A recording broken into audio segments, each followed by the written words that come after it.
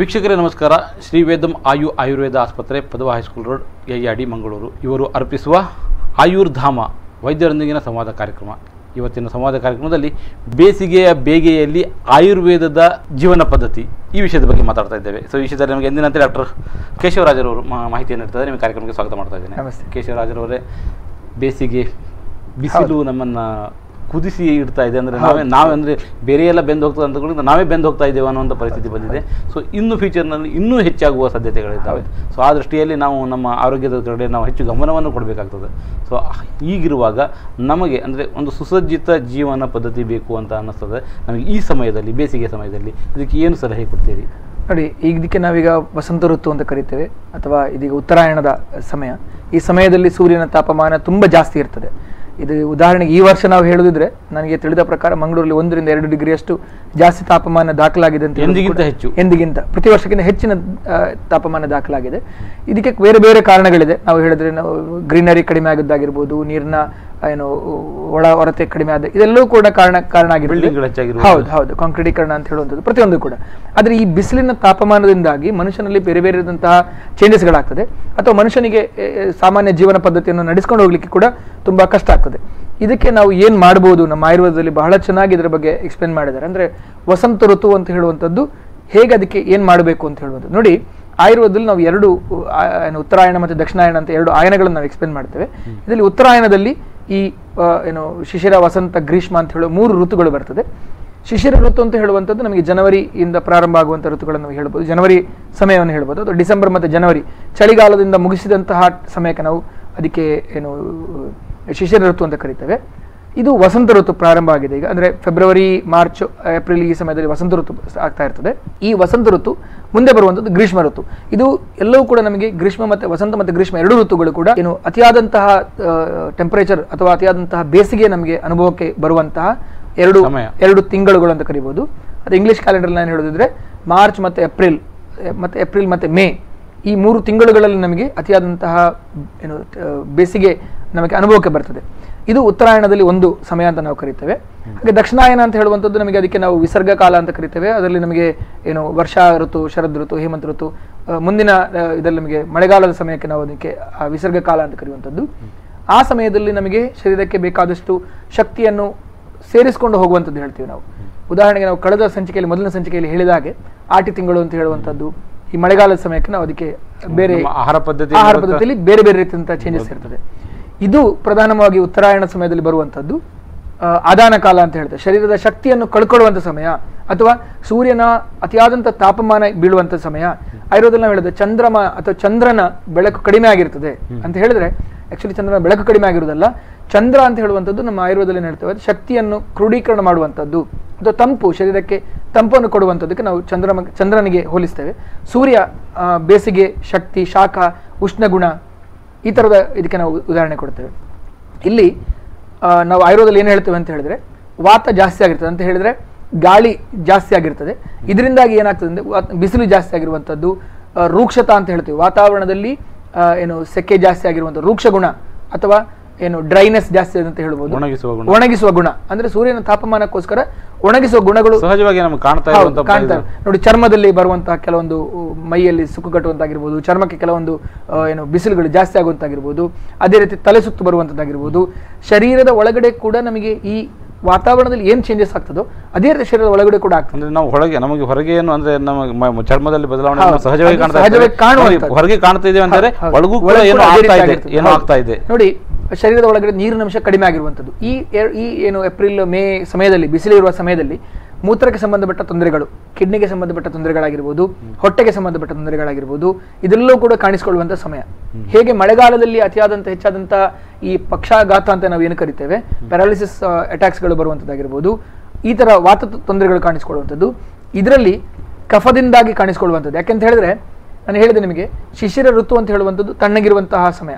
ಆ ತಣ್ಣಗಿರುವ ಸಮಯದಲ್ಲಿ ಬಂದಂತಹ ಕಫ ಈ ಬಿಸಿಲಿನ ಬೇಗೆಯಿಂದಾಗಿ ಏನಾಗ್ತದೆ, ಅದು ಕಫ ಕ್ರೋಢೀಕರಣ ಆಗ್ತದೆ, ಒಳಗಡೆ ಸೇರ್ಕೊಳ್ತದೆ ಅಂತ ನಾವು ಆಯುರ್ವೇದದಲ್ಲಿ ಹೇಳ್ತೇವೆ. ಸೊ ಇದಕ್ಕೆ ಕಫ ಉತ್ಕ್ಲೇಷಣ ರೋಗಗಳು ಕಾಣಿಸಿಕೊಳ್ಳುವಂಥದ್ದು. ಕಫ ಉತ್ಕ್ಲೇಷಣದ ನಿಮಗೆ ಸಾಮಾನ್ಯವಾಗಿ ಕಾಣಿಸುವಂತ ಬಾಯಲ್ಲಿ ಬರುವಂತ ಕಫ, ಮುಗಲಿ ಬರುವಂತ ಕಫ ಖಂಡಿತವಾಗ್ಲೂ ಅಲ್ಲ. ಶರೀರದ ಒಳಗಡೆ ಕೆಲವೊಂದು ಕಫ, ಹೌದು, ಅದರ ಉತ್ಕ್ಲೇಷಣ ಆಗಿರುವಂತಹ ಸಮಯ.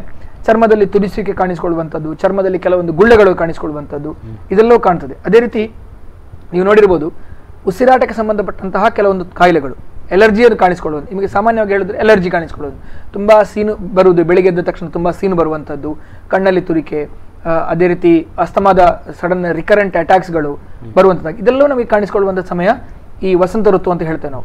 ಕಫ ಉತ್ಲೇಷಣ ಕಾಲ ಅಂತ ಕರೀತೇವೆ. ಇದರಿಂದಾಗಿ ಮನುಷ್ಯನಿಗೆ ಅವನ ರೋಗ ನಿರೋಧಕ ಶಕ್ತಿ ಕೂಡ ಕಡಿಮೆ ಆಗಿರ್ತದೆ, ಶರೀರದಲ್ಲಿ ದ್ರವಾಂಶ ಇರುವುದಿಲ್ಲ. ಸೊ ಬೇರೆ ಬೇರೆ ಕಾಯಿಲೆಗಳು ನಮಗೆ ಕಾಣಿಸಿಕೊಳ್ಳಿಕ್ಕೆ ಶುರುವಾಗ್ತದೆ. ನಾನು ನಿಮಗೆ ಫಸ್ಟಿಗೆ ನಿಮಗೆ ಹೇಳ್ತಾ ಇದ್ದೆ ಮೂತ್ರನಾಳಕ್ಕೆ ಸಂಬಂಧಪಟ್ಟ ತೊಂದರೆಗಳು. ಉದಾಹರಣೆಗೆ ನಿಮಗೆ ನಾನು ಹೇಳಿದ್ರೆ ಕಿಡ್ನಿಯಲ್ಲಿ ಕಾಣಿಸಿಕೊಳ್ಳುವಂಥ ಕಿಡ್ನಿಯ ಕಲ್ಲುಗಳು ಅಥವಾ ಮೂತ್ರನಾಳದಲ್ಲಿ ಬರುವಂತಹ ಕಲ್ಲುಗಳಾಗಿರ್ಬೋದು, ಅಥವಾ ಮೂತ್ರಕೋಶದಲ್ಲಿ ಬರುವಂತಹ ಕಲ್ಲುಗಳು. ನೋಡಿ, ಕಿಡ್ನಿಯಲ್ಲಿ ಕಲ್ಲುಗಳು ಬರುವಂಥದ್ದು ಬೇರೆ ಇರ್ತದೆ, ಮೂತ್ರನಾಳದಲ್ಲಿ ಬೇರೆ ಇರ್ತದೆ, ಮೂತ್ರಕೋಶದಲ್ಲಿ ಬೇರೆ ಇರ್ತದೆ.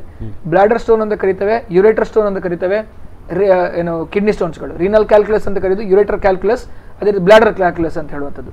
ಈ ಥರ ಮೂತ್ರನಾಳಗಳಿಗೆ ಸಂಬಂಧಪಟ್ಟ ತೊಂದರೆಗಳು, ನೀರಿನಂಶ ಕಡಿಮೆ ಆಗುವಂಥದ್ದು, ಗಂಟುಗಳಲ್ಲಿ ನೋವು ಕಾಣಿಸ್ಕೊಳ್ಳುವಂಥದ್ದು, ಇದೆಲ್ಲವೂ ಕೂಡ ನಮಗೆ ಈ ಏನು ವಸಂತ ಋತುವಲ್ಲಿ ನಮಗೆ ಕಾಣಿಸ್ಕೊಳ್ಳಿಕ್ಕೆ ಸಾಧ್ಯ ಆಗ್ತದೆ. ಸೊ ಅದಕ್ಕೋಸ್ಕರ ಆಯುರ್ವೇದದಲ್ಲಿ ನಮಗೆ ಏನೇ ಹೇಳಿದ್ದಾರೆ ಅಂತ ಹೇಳಿದ್ರೆ, ವಸಂತೇತು ವಮನಂ ಅಂತ ಹೇಳುವಂಥ ಒಂದು ನಮ್ಮ ಚರಕ ಸಂಹಿತೆಯಲ್ಲಿ ಬರುವಂಥ ವಸಂತೇತು ವಮನ ಚಿಕಿತ್ಸೆ ಮಾಡಿಸಬೇಕು ಅಂತೇಳಿ. ನೋಡಿ, ಪಂಚಕರ್ಮದಲ್ಲಿ ನಾನು ಮೊದಲನೇ ಸಂಚಿಕೆಯಲ್ಲಿ ನಿಮಗೆ ನಾನು ಹೇಳ್ತಾ ಇದ್ದೆ 5 ಬಗೆಯ ಪಂಚಕರ್ಮಗಳು, ವಮನ, ವಿರೇಚನ, ಬಸ್ತಿನ, ರಕ್ತಮೋಕ್ಷಣ, ಪಂಚಶೋಧನಗಳನ್ನು ಕರಿತೇವೆ ನಾವು. ಇಲ್ಲಿ ಈ ಫಸ್ಟಿಗೆ ಬರುವಂಥದ್ದು ವಮನ ಚಿಕಿತ್ಸೆ ಅಂತ ಹೇಳುವಂಥದ್ದು. ಈಗ ಇದು ಕಫ ಚಿಕಿತ್ಸೆಗೆ, ಕಫ ರೋಗಕ್ಕೆ ಮಾಡಿಸುವಂತಹ ಒಂದು ಚಿಕಿತ್ಸೆ. ಇಲ್ಲಿ ಒಂದು ನಾನು ನಿಮಗೆ ಹೇಳಿದಾಗೆ ರೋಗಕ್ಕೆ ನಾವು ಚಿಕಿತ್ಸೆ ಮಾಡೋದು, ರೋಗಿಗೆ ಚಿಕಿತ್ಸೆ ಮಾಡುವಂಥದ್ದು. ಕಫ ಉತ್ಲೇಷಣ ಆದಾಗ ಅದಕ್ಕೋಸ್ಕರ ನಾವು ವಮನ ಚಿಕಿತ್ಸೆಯನ್ನು ಮಾಡಿಸಬೇಕು. ಸೊ ನಾವೇನು ಹೇಳ್ತೇವೆ ಅಂತ ಹೇಳಿದ್ರೆ, ಆಯುರ್ವೇದದ ಸಿದ್ಧಾಂತನೇ ಅದು, ಸ್ವಸ್ಥಸ್ಯ ಸ್ವಾಸ್ಥ್ಯ ರಕ್ಷಣಾ ಅಂತ ಹೇಳುವಂಥದ್ದು. ರೋಗ ಇಲ್ಲದೇ ಇರುವ ವ್ಯಕ್ತಿಯ ಆರೋಗ್ಯವನ್ನು ನಾವು ಕಾಪಾಡಿಕೊಳ್ಬೇಕು. ಯಾವಾಗ ನಮಗೆ ಈ ಕಫ ಉತ್ಲೇಷಣ ಆಗಿದೆ ಅಂತ ಹೇಳಿ ಗೊತ್ತಾಗಿ ಅದನ್ನು ವಮನ ಕ್ರಿಯೆ ಮಾಡಿಸ್ಕೊಂಡ್ರೆ ಮುಂದಕ್ಕೆ ಅವರಿಗೆ ಬರುವಂತಹ ಈ ಕಫದಿಂದ ಬರುವಂತಹ ಕಾಯಿಲೆಗಳೇನಿದೆ ಅದೆಲ್ಲವನ್ನು ನಮಗೆ ನಿಲ್ಲಿಸಲಿಕ್ಕೆ ಸಾಧ್ಯ. ಸೊ ವಮನ ಚಿಕಿತ್ಸೆ ಬಗ್ಗೆ ಮಾತಾಡಬೇಕಾಗಿದೆ. ಅಂದರೆ ಇಲ್ಲಿ ಏನೆಲ್ಲ ವಮನ ಮಾಡ್ತೀರಿ ಅಂತ, ಅದರ ಜೊತೆಯಲ್ಲಿ ನಾವು ನಮ್ಮ ಆಹಾರ ಪದ್ಧತಿ ಮತ್ತು ನಮ್ಮ ವ್ಯವಹಾರ ಪದ್ಧತಿ, ನಾವು ಹೇಗೆ ಇರಬೇಕು, ನಾವು ಹೇಗೆ ಬದುಕಬೇಕು ಈ ಸಮಯದಲ್ಲಿ, ಅಂದರೆ ಬೇಸಿಗೆ ಸಮಯದಲ್ಲಿ, ಬೇಸಿಗೆಯ ಬೇಗೆಯಲ್ಲಿ ಆಯುರ್ವೇದದ ಜೀವನ ಪದ್ಧತಿ ಈ ಬಗ್ಗೆ ಮಾತಾಡ್ತಾ ಇದ್ದೇವೆ. ಯಾಕಂದ್ರೆ ನೀವು ಅದರ ಮಧ್ಯದಲ್ಲಿ ನಾವು ಹೇಳಿದ್ರಿ ವಮನ ಚಿಕಿತ್ಸೆ ಅಂತ, ಅಂದರೆ ವಸಂತಕಾಲ ವಮನ ಚಿಕಿತ್ಸೆ ಅಂತ ಹೇಳ್ತೇವೆ. ನೋಡಿದ್ದು ನಾನು ಹೇಳಿದಲ್ಲ, ಪಂಚಕರ್ಮದಲ್ಲಿ 1ನೇ ಚಿಕಿತ್ಸೆ ಇದು. ಇದರಲ್ಲಿ ನಾವು ಏನು ಮಾಡ್ತೀವಿ ಅಂದರೆ, ಉತ್ಕ್ಲೇಷಣವಾದಂಥ ಕಫ, ನಾನು ನಿಮ್ಗೆ ಏನು ಹೇಳ್ತಾ ಇದ್ದೆ, ಶಿಶಿರ ಋತು, ಅದು ಈ ಮೊದಲಿನ ತಂಪಾದ ಕಾಲದಿಂದ ಬಂದಂತಹ ಕಫ ಉತ್ಕ್ಲೇಷಣ, ಬಿಸಿಲಿನ ಬೇಗೆಯಿಂದ ನಮಗೆ ಹೇಗೆ ಉತ್ಕ್ಲೇಷಣ ಆಗ್ತದೆ, ಜಾಸ್ತಿ ಸಂಗ್ರಹ ಆಗಿದ್ದು ಜಾಸ್ತಿ ಆಗ್ತದೆ, ಅದನ್ನು ನಾವು ಹೊರಗಡೆ ಹಾಕಬೇಕು, ಶೋಧನ ಕರ್ಮ ಮಾಡಿ ಶರೀರವನ್ನು ತೆಗಿಬೇಕು. ಅದಕ್ಕೆ ನಾವು ಈ ವಮನ ಕ್ರಿಯೆ ಅಂತ ಹೇಳುವಂಥ ಮಾಡಿಸುವಂಥದ್ದು. ವಮನ ಕ್ರಿಯೆ ಅಂತ ಹೇಳಿದ್ರೆ ಸಿಂಪಲ್, ನಿಮಗೆ ನಾನು ಸಾಧಾರಣವಾಗಿ ಹೇಳಿಸುವುದಿದ್ರೆ, ಶರೀರದಲ್ಲಿ ಆ ಕಫ ಏನು ಜಾಸ್ತಿ ಆಗಿರ್ತದೆ ಅದನ್ನು ನಾವು ಒಂದು ಚಿಕಿತ್ಸೆ ಮುಖಾಂತರ ಹೊರಗಡೆ ತೆಗೆಯುವಂಥದ್ದಕ್ಕೆ ನಾವು ಪಂಚಕರ್ಮದಲ್ಲಿ ವಮನ ಅಂತ ಕರಿತೇವೆ ನಾವು. ಇದರಲ್ಲಿ ಬಹಳ ಎಲ್ಲರಿಗೂ ಕೂಡ ಮಾಡಿಸ್ಕೊಳ್ಬಂಥದ್ದು, ನಮ್ಮ ಆಸ್ಪತ್ರೆಯಲ್ಲಿ ನಾವು ಅದನ್ನು ಮಾಡ್ತಾ ಇದ್ದೇವೆ, ವಮನ ಕ್ರಿಯೆ ಅಂತ ಹೇಳುವಂಥ. ನಾವೀಗ ಈ ಪಂಚಕರ್ಮ, ಈ ವಮನ ಏನು ವಸಂತ ಮಾಸದಲ್ಲಿ ಈ ಕ್ರಿಯೆಯನ್ನು ಮಾಡಿಸ್ತಾ ಇದ್ದೇವೆ ನಾವು. ಇದು ಹೇಗೆ ಅಂತ ಹೇಳಿದ್ರೆ, ಒಂದು ಬಂದಂತಹ ರೋಗಿಗೆ ನಾವು ಅವನಿಗೆ ವ್ಯಕ್ತಿಗೆ ಯಾರಿಗೆ ಆಗಿರ್ಬೋದು ನೋಡಿ, ಎಲ್ಲರೂ ಕೂಡ ಮಾಡಿಸ್ಕೊಳ್ಬೇಕು. ರೋಗಿಗೆ ಅಂತ ನಾನು ಹೇಳೋದಕ್ಕಿಂತ ಪ್ರತಿಯೊಬ್ಬರು ಕೂಡ ಇದನ್ನು ಮಾಡಿಸ್ಕೊಳ್ಳೋದು ತುಂಬಾ ಉತ್ತಮ. ಏನಾಗ್ತದೆ ಅಂತ ಹೇಳಿದ್ರೆ, ನಾವು ಅದನ್ನು ನೋಡಿಕೊಂಡು ಅವರಿಗೆ ಒಂದು 2 ರಿಂದ 3 ದಿವಸದ 2 ಟ್ಯಾಬ್ಲೆಟ್ ಚಿತ್ರಕಾದಿಬಟಿ ಅಥವಾ ಏನು ತ್ರಿಕಟ ಚೂರ್ಣ ಅಂತ ಹೇಳೋ ಕೆಲವೊಂದು ಚೂರ್ಣಗಳನ್ನು ಕೊಡ್ತೇವೆ. ಇದು ರೂಕ್ಷಣ ಕರ್ಮ ಮಾಡಬೇಕು ಅಂತ ಹೇಳುವಂಥ ಒಂದು ವಿಧಾನಕ್ಕೋಸ್ಕರ. ಅದಾದ್ಮೇಲೆ ಒಂದು 3 ರಿಂದ 4 ದಿವಸದಷ್ಟು ನಾವು ಒಂದು ಸ್ನೇಹಪಾನ ಅಂತ ಕರಿತೇವೆ. ಆ ವ್ಯಕ್ತಿ ನಮ್ಮಲ್ಲಿ ಬೆಳಿಗ್ಗೆ 7:30 ಗಂಟೆಗೆ ಬರಬೇಕು. ಬೆಳಿಗ್ಗೆ ಬಂದು ನಾವು ಸ್ನೇಹಪಾನ ಅಂತ ಹೇಳುವಂಥ ಒಂದು ತುಪ್ಪವನ್ನು, ಅಂದ್ರೆ ಇದು ಬರೇ ತುಪ್ಪ ಅಲ್ಲ ನೋಡಿ, ಜನಗಳಿಗೆ ಇನ್ನೊಂದು ತಪ್ಪು ಭಾವನೆ ಏನು ಅಂತ ಹೇಳಿದ್ರೆ, ಈ ತುಪ್ಪ ತಕ್ಕೊಂಡ್ರೆ ಕೊಲೆಸ್ಟ್ರಾಲ್ ಜಾಸ್ತಿ ಆಗ್ತದೆ ಅಂತ ಹೇಳುವಂಥ ಒಂದು ಕ್ವಶನ್ ನಮ್ಮಲ್ಲಿ ಸಾಧಾರಣವಾಗಿ ಬರುವಂಥದ್ದು. ಇದು ಔಷಧಿಯುಕ್ತ ತುಪ್ಪ, ಇದು ಪ್ಲೇನ್ ತುಪ್ಪ ಕೊಡೋದು. ಇನ್ನೊಂದು ಬರೀ ತುಪ್ಪ ತಿಂದರೂ ಕೂಡ ಖಂಡಿತವಾಗ್ಲೂ ಅದರಲ್ಲಿ ಕೊಲೆಸ್ಟ್ರಾಲ್ ಬರ್ತದೆ ಅಂತ ಹೇಳುವಂಥದ್ದು ಖಂಡಿತವಾಗ್ಲೂ ತಪ್ಪು. ತುಪ್ಪ ತಿಂದರೆ ಕೊಲೆಸ್ಟ್ರಾಲ್ ಬರಲಿಕ್ಕೆ ಸಾಧ್ಯ ಇಲ್ಲ. ಅದೇ ಕಾರಣ ಈ ಒಂದು ಸ್ನೇಹಾಂಶವನ್ನು ನಾವು, ಅಥವಾ ಈ ಒಂದು ತುಪ್ಪವನ್ನು, ಔಷಧಿಯುಕ್ತ ತುಪ್ಪವನ್ನು ನಾವು ಪೇಷಂಟ್ಗೆ ಕುಡಿಲಿಕ್ಕೆ ಕೊಡ್ತೇವೆ, ಅಥವಾ ಆ ವ್ಯಕ್ತಿಗೆ ನಾವು ಇದನ್ನು ಕುಡಿಲಿಕ್ಕೆ ಕೊಡ್ತೇವೆ. ಅವು ಬೆಳಿಗ್ಗೆ 7:00 1 ದಿವಸ, 2 ದಿವಸ, 3 ದಿವಸ, 4 ದಿವಸ, 4 ದಿವಸದವರೆಗೆ ನಾವು ಅವರಿಗೆ ಆ ಸ್ನೇಹಪಾನ ಅಂತ ಹೇಳೋದು ಮಾಡಿಸ್ತೇವೆ. ಆ ಸ್ನೇಹಪಾನ ಮಾಡುವ ಸಮಯದಲ್ಲಿ ಅವ್ರಿಗೆ ಕೆಲವೊಂದು ನಾವು ರೂಲ್ಸನ್ನು ನಾವು ಹೇಳಿರ್ತೇವೆ. ಉಚ್ಚೈರ್ ಭಾಷಣ, ಜಾಸ್ತಿ ಹೊತ್ತು ಮಾತಾಡುವಂಥದ್ದು ಮಾಡಬಾರ್ದು. ಅತಿ ಸಂಕ್ರಮಣ, ಜಾಸ್ತಿ ಹೊತ್ತು ಜರ್ನಿ ಮಾಡುವಂಥದ್ದು ಮಾಡಬಾರ್ದು. ದೂರದ ಭಾಗಗಳಿಗೆ ಹೋಗುವಂಥದ್ದು ಪ್ರಯಾಣ ಮಾಡಬಾರ್ದು. ದಿನದ ಹೊತ್ತಲ್ಲಿ ನಿದ್ದೆ ಮಾಡಬಾರ್ದು. ಅಹಿತ ಅಜೀರ್ಣ ಭೋಜನ ಅಂತ ಹೇಳುವಂಥದ್ದು, ಅಂದ್ರೆ ಬೇಕಾದನ್ನು ಮಿತಿಗಿಂತ ಹೆಚ್ಚು ಆಹಾರ ಸೇವನೆ ಮಾಡುವಂತಾಗಿರ್ಬೋದು, ಹೊರಗಡೆ ಆಹಾರ ಪದಾರ್ಥವನ್ನು ಸೇವನೆ ಮಾಡುವಂಥದ್ದು ಎರಡೂ ಮಾಡಬಾರ್ದು. ಅದಕ್ಕೆ ನಾವು ಅವ್ರಿಗೆ ಏನು ಹೇಳ್ತೇವೆ ಅಂದ್ರೆ, ಅನ್ನ ತಿಳಿ ಸಾರನ್ನು ಸಾಧಾರಣವಾಗಿ ನಾವು ಅವರಿಗೆ ತಕ್ಕೊಳ್ಳಿಕ್ಕೆ ನಾವು ಹೇಳ್ತೇವೆ.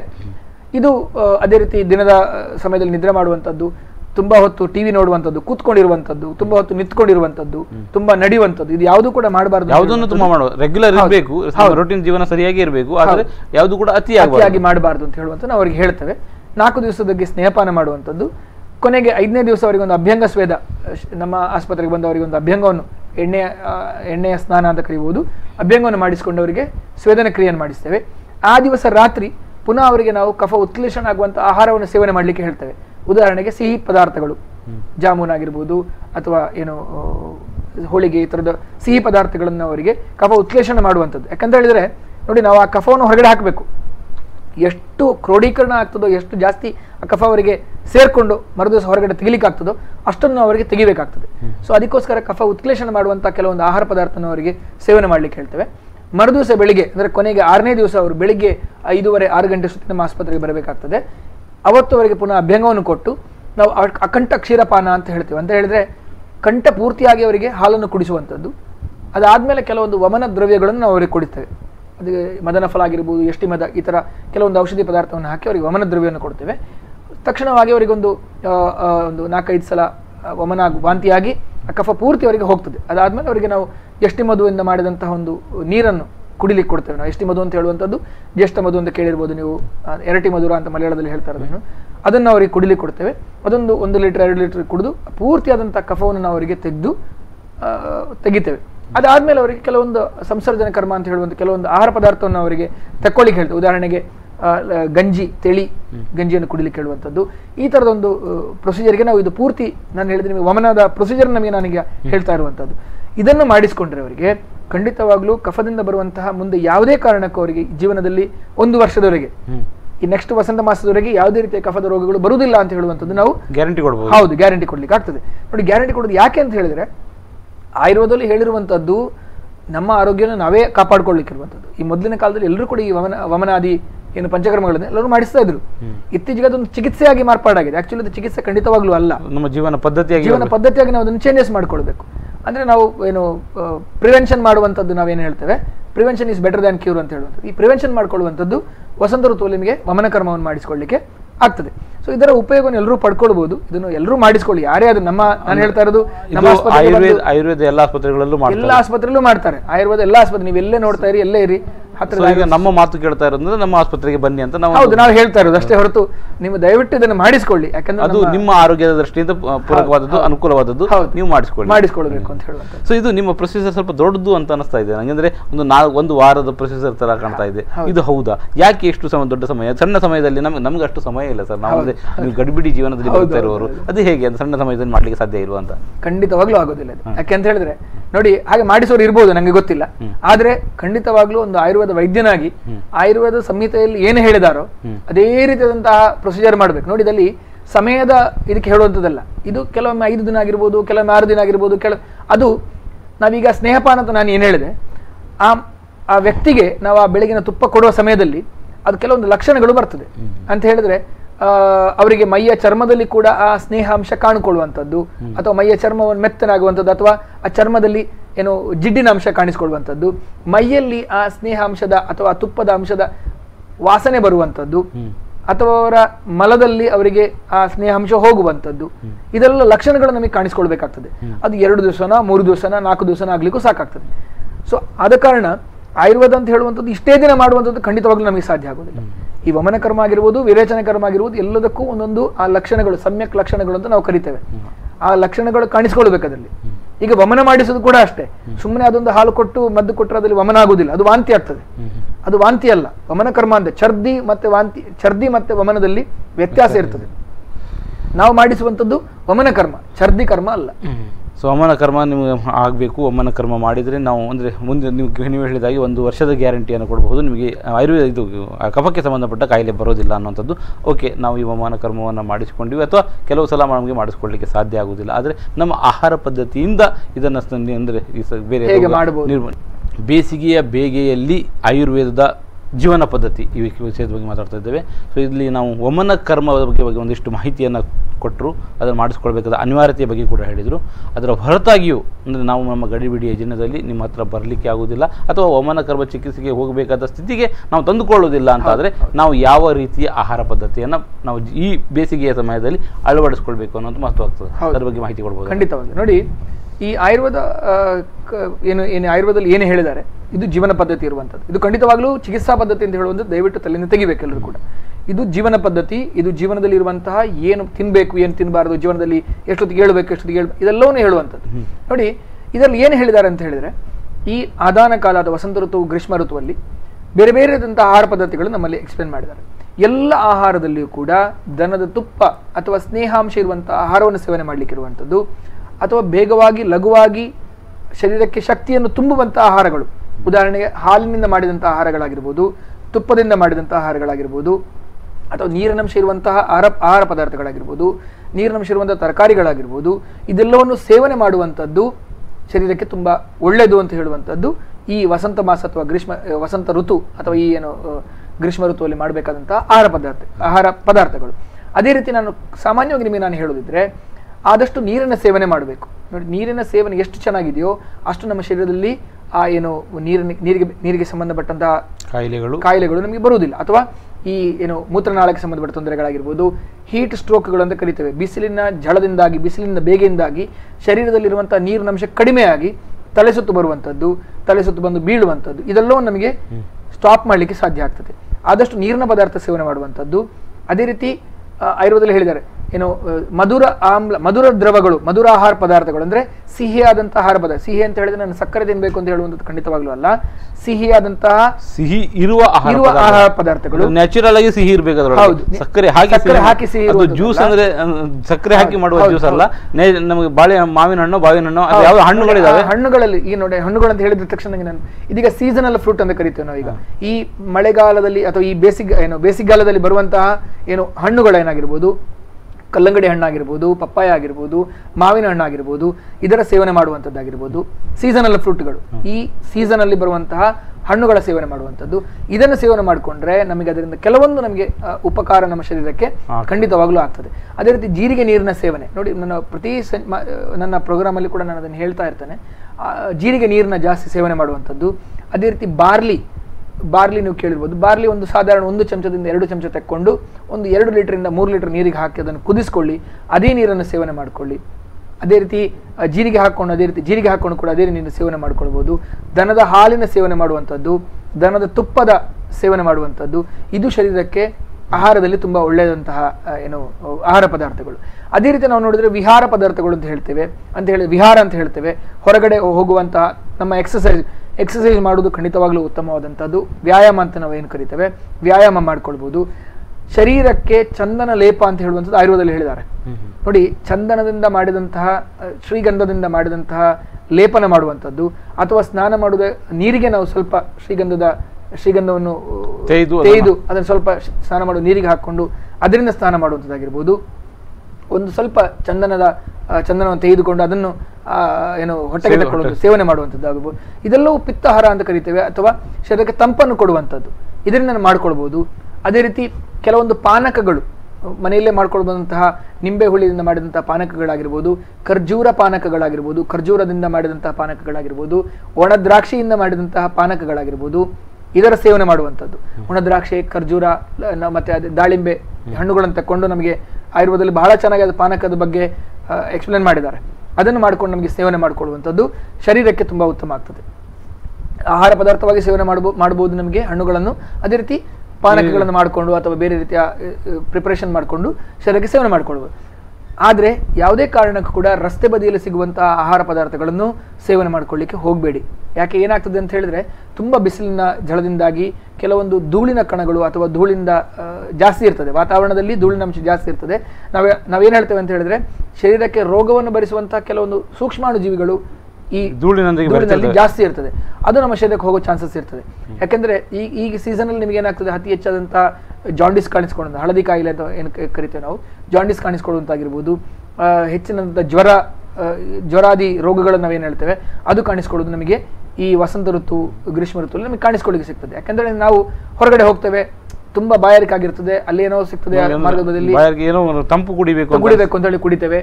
ಫ್ರಿಡ್ಜ್ ಅಲ್ಲಿ ಇಟ್ಟಂತಹ ಆಹಾರವನ್ನು ಸೇವನೆ ಮಾಡ್ತೇವೆ. ನೋಡಿ, ನಾನು ನಿಮಗೆ ಹೇಳ್ತಾ ಇರೋದು, ಮನೆಯಲ್ಲಿ ಎಲ್ಲರ ಮನೆಯಲ್ಲಿ ಒಂದು ಮಣ್ಣಿನ ಪಾತ್ರೆಯನ್ನು ಇಟ್ಕೊಂಡು ಮಣ್ಣಿನ ಪಾತ್ರೆಯಲ್ಲಿ ಈ ಏನು ಜ್ಯೂಸ್ ಹಾಕಿ ಕುಡಿಯುವಂಥದ್ದಾಗಿರ್ಬೋದು, ಅಥವಾ ಮಣ್ಣಿನ ಪಾತ್ರೆಯಲ್ಲಿ ನೀರು ಹಾಕೊಂಡು ಮರುದಿವಸ ಬೆಳಿಗ್ಗೆ ಅದನ್ನು ಸೇವನೆ ಮಾಡುವಂಥದ್ದು.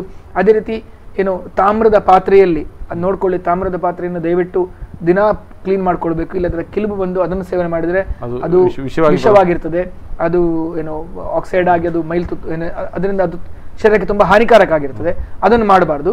ಸೊ ಆದಷ್ಟು ನಮಗೆ ಶರೀರಕ್ಕೆ ನೀರಿನ ಅಂಶ ಸೇವನೆ ಮಾಡುವಂಥದ್ದು, ನೀರನ್ನ ತಗೊಳ್ಳುವಂಥದ್ದು, ದಿನಕ್ಕೆ 2 ರಿಂದ 3 ಸಲ ಸ್ನಾನ ಮಾಡ್ಕೊಳ್ಳುವಂಥದ್ದು ಶರೀರಕ್ಕೆ ತುಂಬಾ ಉತ್ತಮ. ಚಂದನ ಲೇಪಗಳನ್ನು ಮಾಡ್ಕೊಳ್ಳುವಂಥದ್ದು ತುಂಬಾ ಉತ್ತಮ. ಅದೇ ರೀತಿ ಆಯುರ್ವೇದದಲ್ಲಿ ಹೇಳಿದ್ದಾರೆ, ಬಿಳಿಯಾದಂತಹ ಬಟ್ಟೆಯನ್ನು ಧರಿಸಿ, ಅದು ಕೂಡ ಬಹಳ ಒಂದು ಉತ್ತಮವಾದಂತಹ ಸೂರ್ಯನ ಕಿರಣಗಳನ್ನು ರಿಫ್ಲೆಕ್ಟ್ ಮಾಡ್ತದೆ ಅಂತ ಹೇಳುವುದು. ಅದೇ ತಕ್ಷಣಕ್ಕೆ ಏನಾದರೂ ತಲೆ ಸುತ್ತು ಬಂದು ಬಿತ್ತು ಅಂತ ಹೇಳಿದ್ರೆ ಬಾಯಿಗೆ ಸ್ವಲ್ಪ ಸಿಹಿಯಾದಂತಹ ಪದಾರ್ಥಗಳನ್ನು ಹಾಕುವಂಥದ್ದು, ಮೈ ಮೇಲೆ ತಣ್ಣೀರು ಬಟ್ಟೆಯನ್ನು ಹಾಕುವಂಥದ್ದಾಗಿರ್ಬೋದು, ತಲೆ ಭಾಗಕ್ಕೆ ತಣ್ಣೀರು ಬಟ್ಟೆ ಹಾಕುವಂಥದ್ದಾಗಿರ್ಬೋದು, ಕಣ್ಣುಗಳ ಭಾಗಕ್ಕೆ ಒಂದು ಕಾಟನ್ನಲ್ಲಿ ತಣ್ಣಗಿನ ನೀರಲ್ಲಿ ಇಟ್ಕೊಂಡು ಕಣ್ಣಿನ ಭಾಗಕ್ಕೆ ಇಟ್ಕೊಳ್ಳುವಂಥದ್ದು, ಇದೆಲ್ಲ ಬಹಳ ಉತ್ತಮವಾದಂತಹ ಒಂದು ಸಡನ್ ಚಿಕಿತ್ಸೆಗಳಂತ ಹೇಳೋದು, ಮನೆಯಲ್ಲಿ ಮಾಡಿಕೊಳ್ಳುವಂತಹ ಎಮರ್ಜೆನ್ಸಿ ಟ್ರೀಟ್ಮೆಂಟ್ಗಳು ಅಂತ ಹೇಳ್ಬೋದು. ಸೊ ಇದರ ಜೊತೆಯಲ್ಲಿ ಅಂದರೆ ನೀವು ಆಹಾರದ ಬಗ್ಗೆ ಒಂದಿಷ್ಟು ಹೇಳಿದ್ರಿ, ನಾವು ಯಾವ ಆಹಾರ ತಗೊಳ್ಬೇಕು, ಹೇಗೆ ತಗೊಳ್ಬೇಕು ಅನ್ನೋಂಥದ್ದು. ಅದ್ರ ಜೊತೆಯಲ್ಲಿ ನಮ್ಮ ಜೀವನ ಪದ್ಧತಿಯಲ್ಲಿ ಕೆಲವು ಬದಲಾವಣೆ ಬೇಕು ಅಂತಂತ ಅಂದರೆ ಅದು ಹೇಗೆ ಮಾಡ್ಕೊಳ್ಬೇಕು ಅಂತ ಅಂದರೆ ವ್ಯಾಯಾಮ, ಆಹಾರ ವಿಹಾರ. ನೋಡಿ, ಅದೇ ಆಹಾರ ವಿಹಾರ ಬಗ್ಗೆ ನಾನು ನಿಮಗೆ ಹೇಳ್ತಾ ಇದ್ದೆ. ವ್ಯಾಯಾಮ ಅಂತ ಹೇಳುವುದು ತುಂಬಾ ಉತ್ತಮ, ಪ್ರತಿ ದಿವಸ ವ್ಯಾಯಾಮ ಮಾಡ್ಕೊಳ್ಳೋದು ಖಂಡಿತವಾಗ್ಲೂ ಉತ್ತಮ.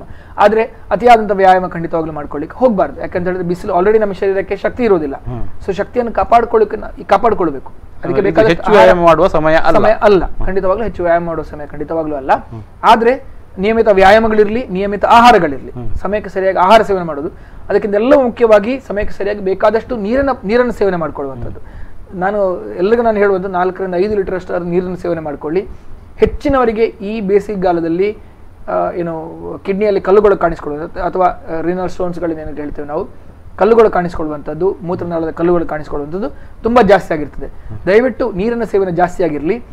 ಬಾಳೆ ದಿಂಡಿನ ರಸವನ್ನು ಸೇವನೆ ಮಾಡುವಂಥದ್ದು ಅದು ಬಹಳ ಉತ್ತಮವಾದಂಥ, ಅಥವಾ ಕಲ್ಲು ಬಾಳೆಯಲ್ಲಿ ಬಂದಂತಹ ಬೀಜ, ಕಲ್ಲು ಬಾಳೆ ಅಂತ ಕೇಳಿ ನಮಗೆ ಬಹಳಷ್ಟು ಕಡೆಯಲ್ಲಿ ಕಲ್ಲು ಬಾಳೆ ಸಿಗ್ತದೆ, ಅದರ ಬೀಜವನ್ನು ಕುಟ್ಟಿ ಪುಡಿ ಮಾಡಿ ನೀರಿನೊಂದಿಗೆ ಸೇವನೆ ಮಾಡುವಂಥದ್ದು.